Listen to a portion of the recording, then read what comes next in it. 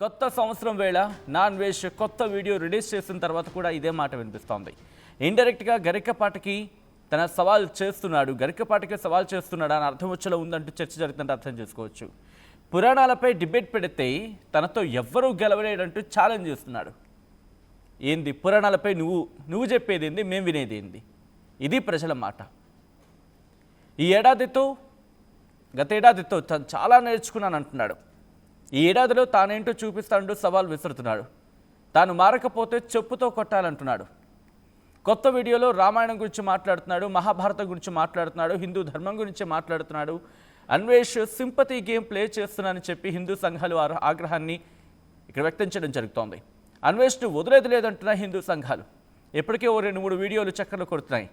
వాటిని మనం అథెంటికేట్ చేయలేము. బట్ ఆ వీడియోస్ ప్రకారం ఎవరితో మాట్లాడుతూ మీరంటే మాకు ఒకప్పుడు నచ్చేవారంటే కానీ ఇప్పుడు లేదు అని చెప్పి ఒక కైండ్ ఆఫ్ వీడియో అఫ్కోర్స్ మీరు చూస్తుంటారు. So coming back to the subject here, ఏమంటాడంటే నేను మహాభారతం చెప్పాను, నేను నెక్స్ట్ రామాయణం చెప్పబోతున్నాను 2026లో, ఆ తర్వాత భాగవతం చెప్తాను అంటున్నాడు.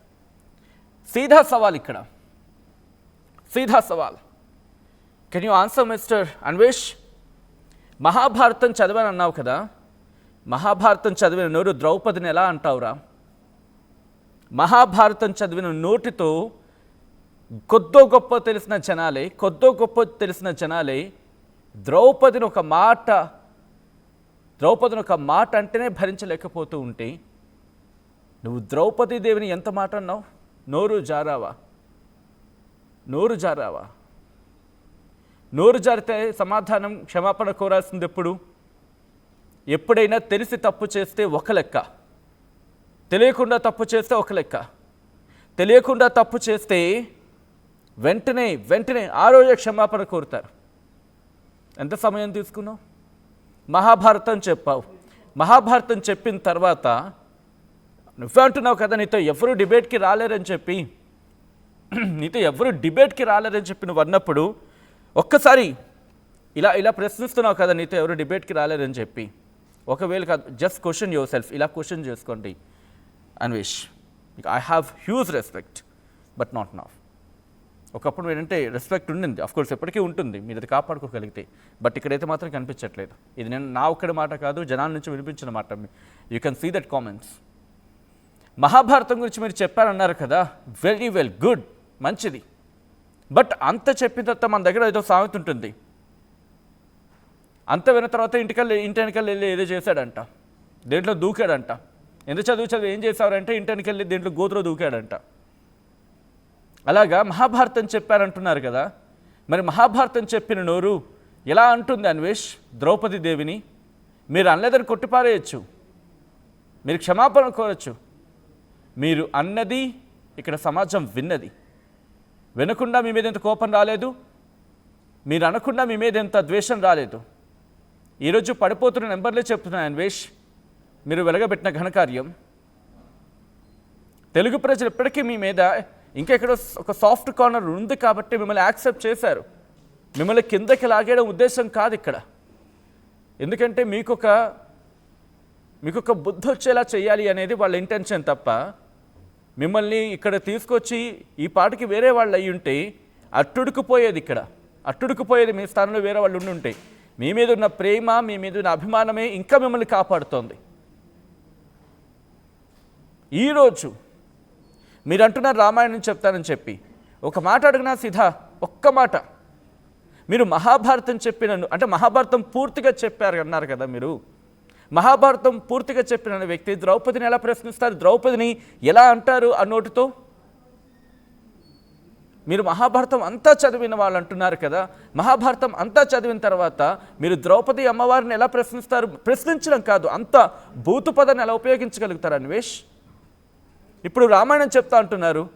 రామాయణం చెప్తాను ఇంటెన్షన్ ఉన్న వ్యక్తి సీతాదేవిని అంత మాట ఎలా అంటారు అన్వేష్? ఆ తర్వాత నేను ఏదో కాంటెక్స్లో అన్నాను, కాంటెక్స్ట్ గురించి కాదు ఇక్కడ. మీరు అనేసిన తర్వాత పోనీ వెంటనే ఏదో తప్పు అయిపోయింది నోరు జారని చెప్పి ఆ వీడియోలో నన్ను ఉంటే కనుక పోనీ క్షమాపణ ఇప్పుడు అది కూడా కాదు. ఎంత సమయం తీసుకున్నారు అన్వేష్? మీరు కించిత్ అయినా మీలో ఆత్మ పరిశీలన ఉండిందా? ఎప్పుడు చూడు ఒక బూత్ అనేస్తే సరిపోతుందని చెప్పి మీ భావన ఈరోజు మిమ్మల్ని ఈ సిచ్యువేషన్కి తీసుకొచ్చింది. అయినా ఎప్పటికైనా మీ అహంకారం తగ్గుతుందో ప్రశ్నించుకోండి. బహుశా ఎవరు ఒకరినో వేరే వాళ్ళని అనడం కాదు. నెత్తికెక్కిన అహంకారం మనల్ని నిలువెత్తు ముంచేస్తుంది. అన్వేష్, మీరు దేశ పర్యటన చేయొచ్చు, భేష్, సభాష్, మా తెలుగు అబ్బాయి, మా అన్వేష్. నేను గతంలో కూడా చెప్పాను, మిమ్మల్ని నాకు ఎగ్జాంపుల్గా చెప్పారు నా ఫ్రెండ్స్ చాలామంది. అరే చూడు ఎంత భాషని, ఎంత యాసని, ఎంత బాగా మాట్లాడుతున్నావు, నువ్వెందుకు ప్రయత్నం చేయకూడదని చెప్పి ఆ స్థాయికి మీరు తీసుకువెళ్ళారు మమ్మల్ని అందరినీ. తెలుగు వాళ్ళని ఒక proud moment. If somebody shows your profile, we will say that, we will definitely say that he is our guy. కానీ ఈరోజు చెప్పుకుంటే ఆలోచించేలా చేశారు కదా. మీరు అంటున్నారు మీరు హిందూ హిందూ హిందూ అని చెప్పి. ఎప్పుడు మీరు ప్రారంభించారో చేతిలో ఒక వినాయకుడి బొమ్మ తీసుకోవడం, ఒక చిన్న భగవద్గీత పట్టుకోవడం? మీరు సింపతి ప్లే కార్డ్ అవసరం లేదు. మన తెలుగు ప్రజలు తప్పు అయిపోయిందిరా అని చెప్పి ఇలా లంపలేసుకుంటే క్షమించే మనస్తత్వం. కానీ స్టిల్ మీరు ఎప్పటికేమంటున్నారు? మీరు శాపనార్థాలు పెడుతున్నారు. ఎవరికి శాపనార్థాలు పెడుతున్నారు? మీకు అన్నం పెట్టిన జనాలకి శాపనార్థాలు పెడతారా? ఇది కదా వాళ్ళు అంటోంది. వీళ్ళు ఒకసారి కామెంట్స్ చూడండి. మీరు చదువుతారు కదా, మీరు రిప్లైలు ఇస్తూ ఉంటారు కదా. మీరు ఆయన క్షమించారు, నన్ను క్షమించకపోతే 2026 అలా అయిపోతుంది, ఇలా అయిపోతుంది. ఎందుకు ఈ శాపనార్థాలు పట్టించుకుంటారు జనాలు? నాలుక మీద మచ్చ ఉంది, నాలుక మీద కాదు ఒంటి మీద ఎక్కడ మచ్చ ఉన్నా పట్టించుకోరు. అన్వేష్, మనమేమంత ఋషులు మహర్షులం కాదు హిమాలయాలో కూర్చొని తపస్సు చేసేదో సోకాల్డ్ పవర్స్ని సంపాదించడానికి. ఒక్కసారి నేను జనాలతో మాట్లాడే ప్రయత్నం చేస్తున్నాను, జనాల నుంచి రెస్పాన్స్ తీసుకుంటాను. సో తను ఏమంటాడంటే కనుక, ఆల్రెడీ మీరు ఆ వీడియో చూస్తుంటారు నిన్న మాట్లాడిన సందర్భంలో. స్టిల్ ఇప్పటికీ ఈయనతో ఎవరు డిబేట్కి వచ్చినా కూడా ఓడిపోతారట. మాట్లాడే ప్రయత్నం చేద్దాం. 0406931661 0406931662. అఫ్కోర్స్ న్యూ ఇయర్ పూట ఈ డిబేట్ అనేది కాస్త ఇబ్బంది ఉంటుంది. బట్ ఆ మనిషి అన్న మాట నుండి మీరు ఎలా చూస్తారు? యాక్సెప్ట్ చేస్తారా? ఎవ్వరు నాతో డిబేట్కి వచ్చినా ఓడిపోతారు, లేకపోతే ఎవరు నాతో డిబేట్కి వచ్చినా కష్టమని చెప్పి ఆ టైప్లో మాట్లాడుతున్నాడు కదా మనిషి. ఇప్పటికైనా అహంకారం తగ్గిందనుకుంటున్నారా? నేను దేవుణ్ణి అనుకుంటే తప్పులేదు, నేనే దేవుణ్ణి అనుకుంటే తప్పు. అన్వేష్, నేనేకి ఇదే డిఫరెన్స్. మీరు మహాభారతం చెప్పా అన్నారు కదా, వెల్ భేష్, బహుశా మీకున్నంత జ్ఞానం కూడా మాకు ఉండకపోవచ్చు. కానీ మేము ఎప్పుడు ద్రౌపది అమ్మవారి గురించి అసలు ఆ మాట ఎలా అనిపించాలనిపించింది మీకు? అన్వేష్, మీ ఇంటెన్షన్స్ ప్యూరిటీ ఉందా? Just question your self. మమ్మల్ని ఏదో అన్నం కాదు, మీరు వీడియో చేసినప్పుడు మీ ఇంటెన్షన్ ఏంటి? ఆ రోజు ఇంటెన్షన్ ఏంటి? మీరు ఏదో ఎడ్యుకేటెడ్ వీడియోస్ టైప్లో చేసినట్టుగా ఆ రోజు చేసే ప్రయత్నం చేసినప్పుడు స్టిల్ ఇప్పటికీ మిమ్మల్ని వాళ్ళు యాక్సెప్ట్ చేశారు, ప్రజలు యాక్సెప్ట్ చేశారంటే అర్థం చేసుకోండి. బట్ ఈరోజు మిమ్మల్ని వద్దు అని అనుకోవట్లే, ఇంకా గుర్తుపెట్టుకుని వద్దు అని అనుకోవట్లే. వీడికి బుద్ధి రావాల్సిందని కోరుకుంటున్నారు, వీడికి బుద్ధి రావాల్సిందే అని చెప్పి కోరుకుంటున్నారు అంతే. అందుకే ఆ నెంబర్లు పడిపోతున్న, అది మీ పతనం. ఇప్పటికైనా తప్పు అయిపోయిందని చెప్పి క్షమాపణలు వాళ్ళని కన్విన్స్ చేయండి. తెలుగు ప్రజలు గొప్పవాళ్ళు అన్వేష్, మహామహులై, ఎంతటి దుర్మార్గులైనా, ఎంతటి దాష్టికాలకు పాల్పడినా వాళ్ళు మార్పు వచ్చిందని చెప్పి నమ్మితే వారిని అందరికి ఎక్కించిన ఘనత మనకుంది. మీరు మహాభారతం గురించి మాట్లాడారన్నారు కదా, దట్స్ సో హర్టింగ్. మహాభారతం గురించి మాట్లాడిన వ్యక్తి ద్రౌపది దేవిని ఎలా అంటారు? అంత తెలిసిన వ్యక్తి. అండ్ పైపెచ్చి ఏమంటారు ఇప్పుడు మీరు? ఎవరు నాతో డిబేట్కి వచ్చినా గెలవలేరా? Stop with this nonsense, stop this attitude. జనాలు హర్షిస్తారు కొంత సందర్భం వరకు. ఆ నెంబర్స్ పడిపోతున్న నెంబర్స్ చెప్తున్నాయి. మీరు ఒక 20 minutes of 90 minutes మీరు వీడియో చేశారు, గ్రేట్. మీరు కన్విన్స్ చేసే ప్రయత్నం చేస్తున్నారు, అర్థమవుతోంది. రోజుకు 5 వీడియోలు 10 వీడియోలు చేసేద్దాం అనుకుంటున్నారు, అది కూడా మంచిదే. మీరు మంచి కాంటెంట్ ఇస్తే ఆ కాంటెంట్ని యాక్సెప్ట్ చేస్తారు, ఎంకరేజ్ చేస్తారు. ఎందుకు జనాలతో మాట్లాడే ప్రయత్నం చేద్దాం. గుంటూరు నుంచి ఎవరండి? రాజశేఖర్ గారు గుడ్ మార్నింగ్ అండి, హ్యాపీ న్యూ ఇయర్ మీకు కూడా. Good morning sir, happy new year.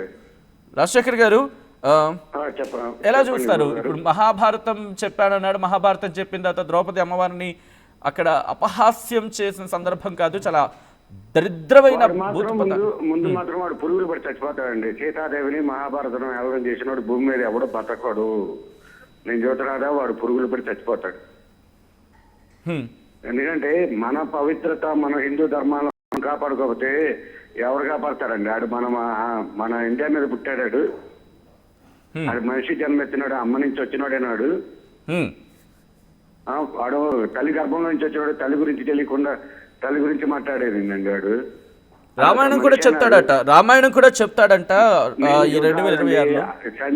సంజీవునిగా Anjaneya స్వామి ఉన్నాడు భూమి మీద, వాడు పురుగులు పడి చచ్చిపోతాడు 41 రోజుల్లో. చూడండి ఎందుకంత కోపం మీకు, ఎందుకంత కోపం వచ్చింది అంటే? ఎందుకంటే కోపం అంటే మన సీతాదేవిని, మన మహాభారతాన్ని, మన హిందూ సాంప్రదాయాన్ని వాడు తల్లి గర్భంలో నుంచి వచ్చినోడేగా. ఒక తల్లిని ఆడదాన్ని గౌరవిస్తున్నప్పుడు మనము ధర్మంగా ఉంటాం నేర్చుకోవాలి. ఇప్పుడు ఒకటి చిన్న ఎగ్జాంపుల్ చెప్తాను గురుగారు. విషమెత్తే ఆమె మామూలుగా ఏదైనా పరుపు రుచి చేసి పిల్లల్ని పోషించుకోగలరు. నిజాయితీ ఏంది? గడవకపోతే అడుక్కొని పిల్లల్ని పోషిస్తుంది. ఏది గొప్ప అంటారు? ఏదైనా ధర్మబద్ధంగా చేసుకుంటే ఏ పనైనా గొప్పది. గొప్పదే కదా. అడుక్కొని పిల్లల్ని పోషిస్తుంది. అక్కడ పని లేదు, అడుక్కొని పెడుతుంది. దొంగతనం, లంగితనం వేరే పని చేయట్లేదు కదా. దయచేసి కొన్ని అభ్యంతరకర పదాలు మినహాయించే ప్రయత్నం చేయండి, ఎందుకంటే చాలా మంది చూస్తారు కాబట్టి మహిళలు ఇబ్బంది పడే అవకాశం ఉంటుంది. నేను ఒకటే చెబుతున్నాను, వాడు అన్నదానికి నడి రోడ్డు మీదకి వచ్చి కర్పూరం పెట్టి అందరిని క్షమించమని అడగండి. వాడు క్షమించమని అడగకపోతే వ్యర్థం, వాడు పురుగులు కూడా చచ్చిపోతాడు. చెబుతున్నాగా. సరే, తన ఎలా వెళ్తాడనే తన ఇష్టం. కానీ ఇక్కడ నా ప్రశ్న ఏంటంటే అండి, మహాభారతం రామాయణ విషయంలో ఎవరు వచ్చినా సరే డిబేట్లో నన్ను గెలవగలరని అర్థం వచ్చేలా మాట్లాడుతున్నాడు. అంటే ఇండైరెక్ట్గా ఇటు గరికపాటి వరకో లేకపోతే మన వాళ్లకో ఒక సవాల్ విస్తున్నట్టుగా భావించాలి ఇది. ఏమండి, గురువుల్ని అనకూడదండి. గురువు అనేవాడు చాలా పవిత్రమైన వాడు నా లెక్కలో. గురువు ఎవరైనా మంచి మాటలు చెప్పేవాడు కాదు. ఒకవేళ ఇది డైరెక్ట్ గాను ఇండైరెక్ట్ గాను ఒకవేళ గరికపాటి గారిని అనుకుంటే కనుక, వారిని కనుక అనుకుంటే నిజంగా గరికపాటి వారితో కనీసం కూర్చొని మాట్లాడగలరా? వాడు బతుకు దేనికండి? గడ్డి పరకు కూడా అనవసరం అండి వాడితో మాట్లాడటం కూడా. వాడు గడ్డికి కూడా పనికిరాడు, మనం ఆవులకేసే మేత కింద కూడా పనికిరాడు. వాడు మనిషి జన్మ ఎత్తితే, వాడికి పశ్చాత్తాపం నిజంగా ఉంటే, మానవ జన్మ ఎత్తితే మనం మన హిందూ ధర్మాలు అనేంత దమ్ము ధైర్యం భగవద్గీత పట్టుకొని ప్రమాణం చేయమను, రామాయణం పట్టుకొని ప్రమాణం చేయమను. నేను చేసింది మమ్మాడి తప్పే అంటాడు. ఇప్పుడు రామాయణం మహాభారతం ఏం చెబుతుంది? మన జీవితాలు ఎట్లా జరుగుతాయో అన్ని వేల సంవత్సరాల కథ చెబుతుంది. అవే జరుగుతాయి కాదన్ను. కాకపోతే వాళ్ళు యాక్చువల్గా చెప్పాలంటే దేవుళ్ళే మానవ రూపంలో వచ్చిన వాళ్ళు అటు జన్మ తీసుకొని వచ్చారు.